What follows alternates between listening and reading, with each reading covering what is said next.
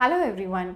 AIB का जो recent pattern है उसमें हम असर्शन रीजन क्वेश्चंस देख रहे हैं। तो आज के लेक्चर में अपने ही अंदाज में सिंपल 2 स्टेप मेथड डिस्कस करेंगे ताकि जब भी आप किसी भी एग्जाम में बैठे असर्शन रीजन क्वेश्चन को एक्यूरेटली कर पाए। तो चलिए आज का lecture without any delay start कर देते हैं। सारे असर्शन रीजन क्वेश्चंस का एक पैटर्न होता है। मैंने लिए हैं प्रीवियस ईयर के क्वेश्चंस आपको समझाने के लिए। तो हम एक एक करके प्रीवियस ईयर के असर्शन रीजन क्वेश्चन समझेंगे मेरा जो 2 स्टेप मेथड है उसको अप्लाई करते हुए। अब इससे पहले हम ये स्टेप 1 स्टेप 2 सीखें उससे पहले आप एक चीज याद रख लें। किसी भी सब्जेक्ट में जब भी असर्शन रीजन क्वेश्चन आता है उसका एक फिक्स्ड पैटर्न होता है। सारे असर्शन रीजन क्वेश्चन सेम ही होते हैं। सारे असर्शन रीजन क्वेश्चन में देखना एक स्टेटमेंट ए करके होता है, स्टेटमेंट आर करके होता है, असर्शन स्टेटमेंट, रीजन स्टेटमेंट। तो किसी भी सब्जेक्ट का हो, फैमिली लॉ से आया हो, कॉन्स्टिट्यूशन से आया हो, किसी भी सब्जेक्ट का किसी भी एग्जाम में आया हो, हमेशा एक असर्शन स्टेटमेंट होता है, रीजन स्टेटमेंट होता है, ये फिक्स्ड होता है। एंड उसके नीचे जो ऑप्शंस होते हैं ना वो भी फिक्स्ड होते हैं। पैटर्न हमेशा फिक्स्ड होता है, जो ऑप्शंस हैं वो भी सेम ही रहते हैं।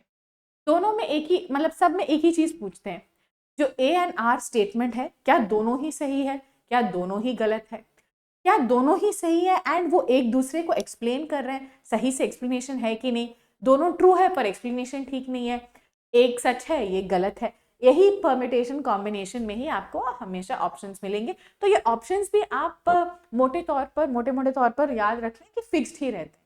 तो क्वेश्चन का पैटर्न फिक्स्ड है, ऑप्शंस भी फिक्स्ड है, तो इसीलिए किसी भी टाइप का क्वेश्चन का करने का तरीका भी फिक्स्ड है जो अभी हम सीख रहे हैं। स्टेप 1, जब भी आप असर्शन रीजन के क्वेश्चन देखें, स्टेप 1 आप क्या करोगे, पहले आपको आइडेंटिफाई करना है अलग अलग स्टेटमेंट ए ट्रू है क्या, ये आपको पहले असर्टेन करना पड़ेगा। पहले आप ये पढ़ के समझ ले कि ए स्टेटमेंट ट्रू है कि नहीं, फिर आप आर स्टेटमेंट ट्रू है कि नहीं ये पहले अलग अलग से पढ़ के रखिए। That is step 1। ठीक है, पहले ये स्टेप 1 हम एक क्वेश्चन पे सैंपल के तौर पर अप्लाई करके देखते हैं, फिर स्टेप 2 पे जाते हैं। ठीक है, चलिए स्टेप 1 अभी मैंने लिया है सिंपल क्वेश्चन। अब सिंपल से स्टार्ट करते हैं। सिंपल क्वेश्चन एआईबी 19 का पब्लिक इंटरेस्ट लिटिगेशन के टॉपिक से। तो हमें स्टेप 1 क्या है, सेपरेटली स्टेटमेंट्स ट्रू है कि फॉल्स है ये पता करना है। असर्शन स्टेटमेंट पढ़ना, concept of locus standi is relaxed in PIL cases. क्या ये ट्रू है मैम? यस ऑफ कोर्स ये ट्रू है। क्योंकि व्हाई इट इज ट्रू? क्योंकि पब्लिक इंटरेस्ट लिटिगेशन का कॉन्सेप्ट ही वो है। पब्लिक इंटरेस्ट लिटिगेशन का मतलब होता है कि पब्लिक में जो भी प्रॉब्लम्स हैं उनको रिप्रेजेंट करते हुए कोई भी आ सकता है। जरूरी नहीं है कि जो बंदा कोर्ट में आ रहा है वो सच में अफेक्टेड पर्सन हो, वो सच में विक्टिम हो इसीलिए कोर्ट आ रहा है, ऐसी कोई जरूरत नहीं होता है। इसीलिए उसको पब्लिक इंटरेस्ट लिटिगेशन बोलते हैं। अगर मुझे एक केस में if I am the victim या मुझे कुछ लॉस हुआ है एंड उस केस में मैं जाके खुद की केस आर्ग्यू करती हूँ, तो वो पब्लिक इंटरेस्ट नहीं हुआ, वो तो मेरे इंटरेस्ट के लिए, मैंने खुद अपना इंटरेस्ट के लिए मैं कोर्ट में गई हूँ। बट पब्लिक इंटरेस्ट का मतलब ही वो होता है कि पब्लिक के इंटरेस्ट के लिए कुछ ऐसे कॉमन इश्यूज को लेकर कोई भी कोर्ट जाते हैं पब्लिक के बेनिफिट के लिए, वो होता है हमारा पीआईएल। तो हम ऑब्वियसली ये कह सकते हैं कि ये रिलैक्स हो गया लोकस स्टैंडी का कॉन्सेप्ट। लोकस स्टैंडी का मतलब क्या है? The person who has the authority to stand before court, locus standi. इस कोर्ट में आप हाजिर होने का क्या राइट है? आप जैसे फॉर एग्जाम्पल आप एक केस में सूट फाइल कर रहे हो, आपका क्या लोकस है? हाँ, क्योंकि पोजेशन मेरे पास होना चाहिए पर मेरे को पोजेशन से हटा दिया, मेरे को वेकेट करा दिया। लैंड मेरा होना चाहिए, मैं ओनर हूँ, पर फिर भी मुझे पोजेशन नहीं मिल रहा, इसलिए आप कोर्ट जा रहे हो, है कि नहीं? तो ऐसा कुछ हर केस में, सिविल केस, क्रिमिनल केस, हर केस में आपकी कुछ वैल्यू होती है, कुछ स्टैंडिंग होती है, कुछ राइट होती है, इसलिए आप कोर्ट में जाके खड़े हो। ठीक है, अब ऐसा पीआईएल के केस में जरूरी नहीं है, आप पब्लिक इंटरेस्ट में जा रहे हो वो ही काफी है। उस केस से आपका क्या लेना देना, आपका क्या बेनिफिट, ये सब देखते नहीं है। बट मैम ये तो कॉन्सेप्चुअल है। यस, इसीलिए सब लोगों को असर्शन रीजन क्वेश्चंस मुश्किल लगते हैं, बिकॉज ये जो है असर्शन स्टेटमेंट ये एक कॉन्सेप्चुअल स्टेटमेंट है। ये आपको बैरैक में थोड़ी ना मिलेगा, ये कॉन्सेप्चुअल है। पीआईएल का वैसे भी कोई बैरैक नहीं है, बैरैक होती थोड़ी ना है, पीआईएल की कोई बैरैक नहीं है, ये कॉन्सेप्चुअल क्वेश्चन है। तो आपको ये कॉन्सेप्ट पता होना चाहिए एंड ये काफी बेसिक है। पीआईएल में बेसिक कॉन्सेप्ट ही है कि लोकस स्टैंडी नहीं अप्लाई होती, लोकस स्टैंडी को हमें रिलैक्स कर दिया है पीआईएल के केसेस में। तो दिस इज ट्रू। कॉन्सेप्ट पता होगा तभी आप ये कर पाएंगे। नेक्स्ट, ये तो स्टेटमेंट 1 ट्रू मैंने असर्टेन कर दिया, ए स्टेटमेंट। बट देखना मुझे आर स्टेटमेंट का भी पता करना है ना। मुझे ये पता चल गया ये ट्रू है, very good, but R statement का भी पता करना है मुझे स्टेप 1 में। तो चलिए, PIL allows any public spirited person to approach the court on behalf of those who cannot represent themselves। ये ट्रू है क्या मैम? ऑफ कोर्स ट्रू है। PIL का मतलब ही यही है, वही तो मैंने समझाया अभी। ये भी ट्रू स्टेटमेंट है, क्योंकि PIL का मतलब ही वो होता है कि पब्लिक इंटरेस्ट के लिए आप किसी के रिप्रेजेंटेटिव बन के जा रहे हो। आपका फ्रैंकली उस केस से कोई लेना देना नहीं है, आपका कोई नुकसान नहीं हुआ है, बट फिर भी आप सबकी भलाई के लिए जा रहे हो। वो सब लोग शायद कोर्ट ना आ सके, वो शायद अपने आप को रिप्रेजेंट नहीं कर सकते, कोर्ट में आगे वो आर्ग्यू नहीं कर सकते, तो इसीलिए आप उन सबके बिहाफ पर, उन सब के लिए आप जाके कोर्ट में केस कर रहे हो, वो होता है पब्लिक इंटरेस्ट, है कि नहीं? तो ये ट्रू स्टेटमेंट है, of course ma'am true statement है। तो चलिए, ये क्या हुआ? ये भी ट्रू स्टेटमेंट हुआ। अब देखना, अगर आपका आंसर स्टेप 1 में दोनों ट्रू करके आते हैं, तभी आपको स्टेप 2 पे जाना पड़ेगा। ये बहुत इंपॉर्टेंट चीज है, याद रख लो। अगर स्टेप 1 में दोनों फॉल्स निकलते हैं, या एक ट्रू एक फॉल्स निकलता है, पहला वाला फॉल्स निकलता है, दूसरा वाला ट्रू निकलता है, तो आपको स्टेप 2 पे जाने की जरूरत ही नहीं है। स्टेप 2 पे आप तभी जाओगे जब ये दोनों ही क्या है, ट्रू स्टेटमेंट है, ठीक है। अगर अब स्टेप 2 पे क्यों नहीं जाएंगे मैम? क्योंकि देखना, एक सेकेंड मेरे साथ ऑप्शंस देख लेना आप। ये देखो, अगर ए ट्रू है बट आर इज फॉल्स, यानी स्टेप 1 में आपको क्या मिला? मान लेते हैं स्टेप 1 मेरा जो स्टेप है वो आप फॉलो कर रहे हो, एग्जाम में बैठे, आपको क्या मिला? स्टेटमेंट, असर्शन स्टेटमेंट मिला है ट्रू, बट रीजन स्टेटमेंट मिला है फॉल्स। तो आप स्टेप 2 पे जाएंगे? नहीं, स्टेप 2 पे नहीं जाएंगे, क्योंकि ए एंड आर दोनों ट्रू नहीं है। ए ट्रू है, आर फॉल्स है, तो आप सीधा सीधा आके सी मार्क करेंगे। या फिर अगर उल्टा निकला, जब आप स्टेप 1 अप्लाई कर रहे हैं, आपका उल्टा नतीजा निकला, जहां पर ए आपको मिला है फॉल्स एंड आर आपको मिला है ट्रू, तो आप क्या करेंगे? सीधा आके डी पे चले जाएंगे, राइट। तो प्रॉब्लम कब आएगी? जब दोनों ही ट्रू हैं, तभी आप डिसाइड नहीं कर पाएंगे। तो जब दोनों ही ट्रू निकलते हैं तभी, इसीलिए आपको क्या करना चाहिए? स्टेप 2 पे जाना चाहिए, है ना। स्टेप 2 पे हम तभी जाते हैं जब स्टेप 1 के दोनों ही स्टेटमेंट ट्रू निकलते हैं। अब स्टेप 2 पे आ गए। अब आप देखना, वाई ए इज ट्रू, आपको इस क्वेश्चन का आंसर पता करना है। अब आपने कहा असर्शन स्टेटमेंट, ए स्टेटमेंट ट्रू है यहाँ पर, है ना। ए स्टेटमेंट ट्रू क्यों है, आपको ये पता करना है। अब ये कैसे पता करेंगे मैम? ये भी कॉन्सेप्चुअल है। असर्शन रीजन के जो स्टेटमेंट्स हैं वो अधिकतर मुश्किल क्यों लगते हैं? मुश्किल इसीलिए लगते हैं कि ये सारे कॉन्सेप्चुअल हैं। जैसे फॉर एग्जाम्पल यहाँ पर ये ट्रू क्यों है, वही मैंने समझाया है, वो कॉन्सेप्ट होता है, PIL का ये कॉन्सेप्ट है, लोकस स्टैंडर्ड का मतलब क्या है, ये सब आपको पता चले, तभी आप ऐसे क्वेश्चन कर पाएंगे। अब ये देखना, अब मुझे क्या पता करना है? Why A is true. अब इसको अप्लाई करते हैं इस केस में। अब अप्लाई करूं तो ए ट्रू क्यों है? ए इसीलिए ट्रू है क्योंकि PIL का मतलब ही वो होता है, एंड PIL का मतलब उन्होंने आर में समझाया है कि नहीं, एक बार सोचना, रोज उन्होंने समझाया। तो स्टेप 2 में आप क्या करोगे? पहले आप सोचेंगे वाई ट्रू क्यों है, फिर आप देखेंगे क्या ये रीजन आर वाला स्टेटमेंट में उन्होंने सही से बताया है क्या। आप ये एक बार क्रॉस चेक करेंगे। अभी यही वाला एग्जाम्पल देखना, मैंने क्या बताया, लोकस स्टैंडर्ड का मतलब क्या होता है, आपकी अथॉरिटी क्या है, ये पूछते हैं। बट PIL के केसेस में नहीं पूछते हैं, रिलैक्स हो जाता है। क्यों रिलैक्स हो जाता है? क्योंकि कोई भी कोर्ट जा सकता है, पब्लिक के बेनिफिट के लिए जा सकता है ना। तो जो रीजन है कि पब्लिक इंटरेस्ट लिटिगेशन में लोकस स्टैंडर्ड नहीं होता है, वो रीजन उन्होंने खुद आर में दिया है कि नहीं? आर में दिया है, ऑब्वियसली दिया है। तो इसीलिए इस केस में हम कहेंगे कि yes, both are true, A and R both are true, and R is the correct explanation. R ने सही से एक्सप्लेन किया है ए स्टेटमेंट। तो ऐसे केसेस में क्या होगा आपका ऑप्शन? आपका ऑप्शन ए हो जाएगा, है कि नहीं। तो चलिए एक और क्वेश्चन डिस्कस कर लेते हैं, ताकि आपके दिमाग में ये कॉन्सेप्ट कैसे अप्रोच करना है ये एकदम फिक्स हो जाए, ठीक है। अब फिर से दूसरा क्वेश्चन लेते हैं, स्टेप 1 स्टेप 2 अप्लाई करते हैं। स्टेप 1 में क्या करना होता है मैम? पहले आप बताइए, स्टेप 1 में क्या करना होता है? स्टेप 1 में ये असर्टन करना है कि assertion and reason statement true है कि फॉल्स है। ये देखिए, under the Hindu succession act, a daughter in a joint Hindu family governed by Mitakshara school becomes a co-parsonary by birth in her own right just like a son। तो ये वो लिख रहे हैं हिंदू सक्सेशन एक्ट के हिसाब से जो हमारी जॉइंट फैमिली प्रॉपर्टी है, HUF प्रॉपर्टी जिसको हम बोलते हैं, जॉइंट हिंदू अनडिवाइडेड फैमिली या हिंदू अनडिवाइडेड प्रॉपर्टी, HUF के जो प्रॉपर्टी है, अनडिवाइडेड प्रॉपर्टी में अब को पार्सनरी का एक कॉन्सेप्ट होता है, वो को पार्सनरी डॉटर भी बन सकती हैं, वो वही कह रहे हैं, a daughter can also be a coparcener by birth just like a son. क्या ये सच है मैम? ऑफ कोर्स ये सच है। ये सच क्यों है मैम? ये सच क्यों है, किसी को पता है क्यों है सच?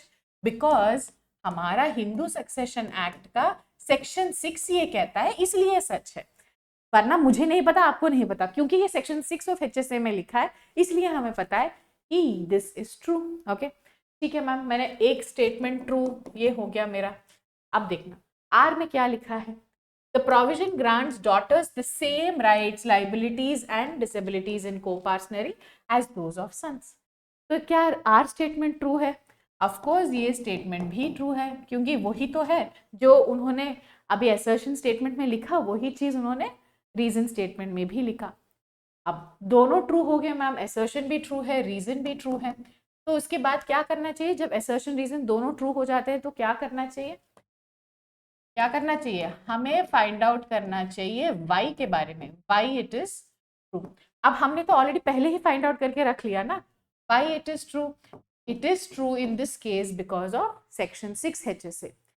तो ए स्टेटमेंट ट्रू क्यों है? क्योंकि लॉ में ऐसा लिखा है कि नहीं? बात यहाँ तक मेरी बात समझे। अब देखना रीजन में क्या लिखा है, रीजन में भी तो वही चीज लिखा है, तो प्रोविजन ग्रांट्स, यहाँ पे एक्चुअली उनको लिखना था सेक्शन 6 ग्रांट्स, अगर वो यहाँ पे रीजन में सेक्शन 6 लिख देते तो और भी आसान हो जाता, बट यहाँ पर सेक्शन 6 लिखे नहीं है, बट कोई बात नहीं, because if you are reading it and understand, provision में ऐसा लिखा गया है, प्रोविजन मतलब सेक्शन, लॉ में ऐसा लिखा गया है, लॉ में ऐसा उन्होंने एक चीज लिखा है, उसी को हम कहते हैं प्रोविजन, सेक्शन को ही कहते हैं प्रोविजन। तो प्रोविजन में लिखा है, that's what they are saying, the provision grants daughters same rights as sons. हाँ, रीजन भी तो सही है, बिकॉज सेक्शन 6 में लिखा है, section 6 is nothing but a provision, Hindu succession act का एक सेक्शन ही तो है सेक्शन 6, तो प्रोविजन में लिखा है इसीलिए। अगर अब मैं आपके सारे डाउट्स क्लैरिफाई कर दूंगी, एक सेकेंड मेरे साथ बने रहना। यहाँ पर प्रोविजन के बिना अगर लिखा होता जजमेंट तो तब वो गलत होता, क्योंकि किसी जजमेंट ने ये नहीं कहा, पहले सेक्शन 6 ऑफ HSA ने ये कहा था, उसके बाद जजमेंट्स आए। अगर ऐसा सिचुएशन आता है जहां पर जजमेंट के आधार पर ये स्टेटमेंट ट्रू है, तो आपको चेक करना पड़ेगा रीजन में वो जजमेंट का नाम है कि नहीं, है ना? यहाँ पे तो सेक्शन का नाम आना चाहिए, which is correct, provision has granted, इसीलिए वो ट्रू है। तो यहाँ पर भी आंसर क्या आएगा? यहाँ पर भी देखना क्या आ रहा है, A and R both are true and assertion, ठीक है, is correctly explained by reason। Reason भी तो सही दिया ऑप्शन में उन्होंने, प्रोविजन करके सही लिख दिया। तो हियर क्या what has happened, both are true, A and R both are true, reason is also correct. तो वंस अगेन ऑप्शन A आपको मार्क करना चाहिए, R is the correct explanation and both are true. अगर correct explanation नहीं होता है तब आप क्या मार्क करेंगे? B मार्क करेंगे। करेक्ट एक्सप्लेनेशन ना होना क्या होता है वो भी हम डिस्कस करेंगे। देखिए बने रहिए, शायद थोड़ा मुश्किल लगे तो एक दो बार फिर से देख लेना। एंड में, इसी लेक्चर के एंड में मैं बताऊंगी कि जनरल पैटर्न में वाई या जो रीजन के स्टेटमेंट्स होते हैं उनको कैसे टेस्ट करना है वो भी मैं बताऊंगी शॉर्टकट। तो इसलिए एंड तक जरूर देखना। थोड़ा मुश्किल है, मैं भी मानती हूँ, स्पेशली जो सेल्फ स्टडी कर रहे हैं या एक साथ सारे कॉन्सेप्ट पढ़ने में उनको मुश्किल हो रही है, उनके लिए तो ये ज़्यादा मुश्किल लगेंगे, क्योंकि बेसिक कॉन्सेप्ट्स जब तक आपको नहीं पता आप ये सब नहीं कर सकते। आप चाहते हैं तो हमारा कोर्स भी ज्वाइन कर सकते हैं। कोर्स में ना अब लाइव सेशंस भी चालू होने वाले हैं, तो आपको ये बहुत हेल्पफुल रहेगा, क्योंकि मैं बेसिक्स भी कवर करूँगी लाइव क्लासेस में, बेसिक्स कवर होंगे एंड बेसिक्स के बाद हम ऐसे एप्लीकेशन बेस्ड क्वेश्चंस भी उस टॉपिक के कवर करेंगे। साथ साथ रिकॉर्डेड लेक्चर्स भी हैं, तो लाइव सेशन के बाद जो भी मैं होमवर्क दूंगी या जो भी प्रैक्टिस क्वेश्चंस मैं दूंगी उसमें कुछ डाउट्स हैं तो आप रिकॉर्डेड क्लासेस में भी जाके देख सकते हैं। तो ये रहा, ये जो पेज का लिंक है मैं ये आपको डिस्क्रिप्शन बॉक्स में दे दूंगी, उसको क्लिक करेंगे आप, यहाँ पे आ जाएंगे सीधे। यहाँ पे लैंग्वेज आप चूज कर सकते हैं, हिंदी इंग्लिश ज्वाइन करना चाहते हैं, सिर्फ इंग्लिश ज्वाइन करना चाहते हैं, आपकी मर्जी। यहाँ पे बाय नाउ दबाएंगे तो आपको कूपन कोड लगाने का भी ऑप्शन आएगा। आप कूपन कोड इसका इस्तेमाल कीजिए, आपको 600 रुपीज का डिस्काउंट मिलेगा। कूपन कोड हिंदी करके आएगा, हिंदी अप्लाई करेंगे तो आपको जो हिंदी कोर्स है वो केवल 1499 का मिल जाएगा। 1499 में सब कुछ इंक्लूडेड है, आपके 70 आवर्स के रिकॉर्डेड लेक्चर्स हैं, जितने भी लाइव सेशंस जो 16 मई से स्टार्ट होने वाले हैं वो सब का एक्सेस मिल जाएगा। Subject wise practice question, mock test, सब कुछ आपको मिल जाएगा। एंड आपको जो भी डाउट्स होते हैं आप मेरे से डायरेक्टली टेलीग्राम ग्रुप पे भी कांटेक्ट करके पूछ सकते हैं। तो एक बार definitely check out the details, last moment पे तैयारी करने के लिए काफ़ी हेल्पफुल रहेगा आपके लिए। तो चलिए एक और क्वेश्चन देखते हैं कॉन्स्टिट्यूशन का। यहाँ पर भी 2 स्टेटमेंट दिए हैं, सेम प्रोसीजर हमें फॉलो करना है। तो स्टेप 1 से स्टार्ट करते हैं, जहां पर हमें अभी एसर्टेन करना है कि ए एंड आर क्या ये ट्रू है कि फॉल्स है। First, President of India has the power to grant pardons, reprieves, respite, remission of punishment, or to suspend, remit, commute the sentence of any person committed of an offence in cases where the punishment is by court martial or where the sentence is death. इसका क्या मतलब है, पहले ये समझना पड़ेगा हमें। Death penalty के जो भी केसेस होते हैं उसमें हम कहते हैं ना, अगर आप प्रेसिडेंट को अप्लाई करते हैं तो प्रेसिडेंट पार्डन कर सकते हैं, पार्डनिंग का ऑप्शन होता है। आप न्यूज़ वगैरह भी देखते हैं तो ये आपको पता होगा कि ये ट्रू स्टेटमेंट, ये कॉन्स्टिट्यूशन में ऐसा एक स्पेशल पावर दिया है, उसको हम कहते हैं पार्डनिंग पावर। ये प्रेसिडेंट के पावर्स में आता है और ये हो जाती है अपनी पार्डनिंग वाली पावर। क्या होता है? Pardoning power. ठीक है, इतना ही पता होना चाहिए, बहुत इन डेप्थ में नहीं पता, बस इतना पता है काफी है। हाँ, प्रेसिडेंट के पास ऐसा पार्डनिंग पावर होता है, हाँ जी होता है। न्यूज़पेपर में भी हम देखते हैं, जैसे मैं बता रही हूँ, जैसे ही डेथ पेनल्टी केस होता है, सुप्रीम कोर्ट तक गए, सुप्रीम कोर्ट ने भी डेथ पेनल्टी को हाँ कह दी, तो फाइनल ऑप्शन उस अक्यूज्ड के पास यही होता है कि वो पार्डनिंग पावर ऑफ प्रेसिडेंट के पास जाके अप्लाई करे, अपील करे कि प्लीज आप मेरे को पार्डन कर दीजिए, जो डेथ पेनल्टी है उसको कम्यूट कर दीजिए, यानी उसको चेंज कर दीजिए, लाइफ इम्प्रिजनमेंट कर दीजिए, पर डेथ पेनल्टी नहीं करके एक स्पेशल पावर होता है, वो है पार्डनिंग पावर। क्या ये ट्रू है? ऑफ कोर्स ट्रू है, because as per constitution pardoning power होता है। अब रीजन स्टेटमेंट देखते हैं। स्टेप 1 में एक हमने कर लिया ट्रू, दूसरा वाला देखते हैं reason. This power under article 72, तो एक हिंट उन्होंने दिया है आर्टिकल 72, तो अगर आपको नहीं पता तो भी आप ये वाला हिंट यूज करके बेयर एक्ट से भी थोड़ा बहुत अपना जो मेमोरी है वो रिवाइज कर सकते हैं, क्योंकि उन्होंने कहा है ना 72 का एक हिंट मिला है। क्वेश्चन हो, ऑप्शन हो, कहीं पर भी एक भी हिंट मिल जाए क्वेश्चन में, हम उसको छोड़ेंगे नहीं। ये देखना, आर्टिकल 72 ऑफ कॉन्स्टिट्यूशन में लिखा है power of president to grant pardon etcetera, जो हमारा क्वेश्चन है। ठीक है, परफेक्ट। अब देखना, it overrides and completely nullifies the powers of the governor. अब ये जो आर्टिकल 72 है जो मैंने खोल लिया है, वहां पे तो गवर्नर के बारे में कुछ नहीं है। इनफैक्ट ये लिखा है nothing shall affect the governor. तो यहाँ पे क्या लिखा है? क्वेश्चन में कह रहे हैं कि जो प्रेसिडेंट का पावर है वो गवर्नर के पावर को खत्म कर देता है या इफेक्ट कर देता है, कंप्लीटली नलिफाइज। नलिफाई करना मतलब कंप्लीटली खत्म ही कर देता है। बट बेयर एक्ट में ये जो आर्टिकल 72 का हिंट मुझे मिला है, उसको हिंट के तौर पर यूज करके जैसे ही मैंने बेयर एक्ट देखा, ये 72(3) में देखना, 72 सब क्लॉज 3 में मेरे को मिलता है ये कहते हुए कि हाँ प्रेसिडेंट के पास पावर है, बट गवर्नर के पास जो पावर्स है ना उसको इफेक्ट नहीं करता है करके लिखा है। यानी जो बेयर एक्ट में चीजें लिखी हैं और यहाँ पर क्वेश्चन में जो चीजें दी हैं वो क्या हो रहे हैं, वो मिसमैच हो रहे हैं। तो ये स्टेटमेंट है फॉल्स स्टेटमेंट। तो अब देखना, अब यहाँ पे लिखो क्या आ रहा है। ए स्टेटमेंट मेरे हिसाब से ट्रू है मैम, एंड आर स्टेटमेंट जो है मैम वो तो फॉल्स है। तो अब बताना, अब आप स्टेप 2 पे जाएंगे? जाने की जरूरत ही नहीं है। स्टेप 1 में दोनों ट्रू होते हैं तभी स्टेप 2 पे जाते हैं। यहाँ पे तो एक ट्रू है एक फॉल्स है कि नहीं? तो क्या करेंगे हम, सीधा सीधा यहाँ पर आएंगे, A is true are is false, यानी ऑप्शन सी पे मार्क कर देंगे और हो जाएगा हमारा आंसर। ठीक है। अब एक शॉर्टकट बता रही हूँ, हमेशा याद रख लो, जब भी हम रीजन के बारे में सोचते हैं ना, जनरली रीजन या वाई इट इज ट्रू का कुछ ही आंसर्स होते हैं। शायद इट इज ट्रू बिकॉज किसी सेक्शन नंबर में ऐसा लिखा है इसीलिए वो ट्रू है, या फिर वो इसीलिए ट्रू है क्योंकि कॉन्सेप्ट ही वो है। जैसे हमने पीआईएल का देखा, पीआईएल का कॉन्सेप्ट ही वो है इसीलिए रीजन स्टेटमेंट ट्रू हुआ। या फिर तीसरी चीज हो सकती है कि जो जजमेंट है ना, वो जजमेंट ट्रू है। तो जब भी आपका ऐसे क्वेश्चन आता है जहां पर दोनों ही स्टेटमेंट ट्रू है एंड आपको स्टेप 2 पे जाके सोचना पड़ रहा है, तो आप पहले ये तीनों के बारे में सोचना। क्या सोचेंगे? Serial number, sorry, section number क्या है, सेक्शन नंबर की वजह से ये ट्रू है क्या?